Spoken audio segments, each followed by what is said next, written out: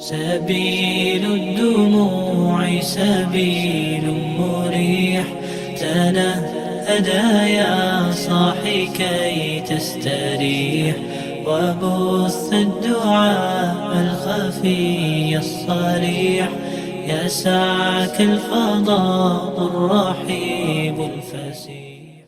رجال لا تلهيهم تجارة ولا بيع عن ذكر الله وإقام الصلاة وإيتاء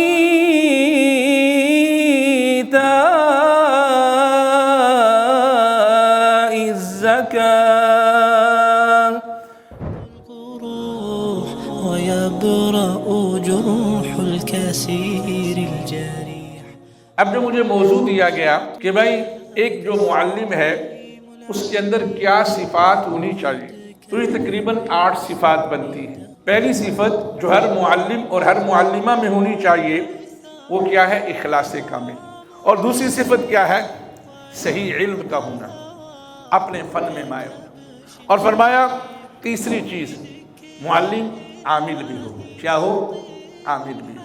نگاہ کی حفاظت، یعنی مثال کے طور پر ایک قاری صاحب طلباء سے کہتے ہیں موبائل نہیں دیکھنا، اور کلاس کے اندر موبائل دیکھنا، یہ تو تضاد ہو گیا. اور 5ویں صفت امانت اور دیانت. اور اسی طرح 6ٹھی صفت کیا ہونی چاہیے؟ کہ شفقت کا جذبہ ہو. اور پھر 7ویں صفت کیا ہے؟ صبر و تحمل. اور فرمایا آخری صفت تقوی اور پرہیزگاری. ہر معلم اور ہر معلمہ کے اندر تقوی اور پرہیزگاری ہونی چاہیے. الرحيب الفسيح سبيل الدموع سبيل مريح تنهدى يا صاحي كي تستريح وبث الدعاء. سب سے پہلے تو اللہ کا کرم ہے، شکر ہے کہ الحمدللہ اللہ تعالیٰ نے ہمیں جس موضوع پر جمع کرنے کی توفیق عطا فرمائی وہ دینی تعلیم و تربیت ہے.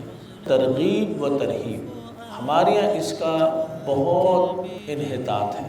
دوسری چیز کیا ہے؟ دینی نصاب تعلیم کہ جس کے اندر ایمانیات، طہارت، عبادات، اخلاق و آداب، مسنون دعائیں، احادیث مبارکہ، آخری 10 سورتوں کا ترجمہ مع تفسیر، یہ ساری چیزیں ہماری موجود ہیں.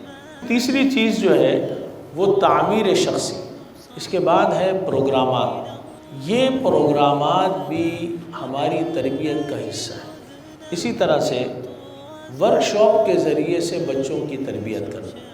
ورکشاپ کیا ہے؟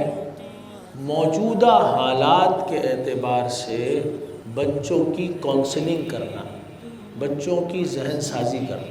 اسی طرح سے یہ نظم و ضبط ہے، مدرسے کے اندر کیسے رہنا ہے، درس گاہ کے آداب کیا ہے. الخفي الصريح يسعك الفضاء الرحيب الفسيح سبيل الدموع سبيل مريح تنهدى يا صاحي كي تستريح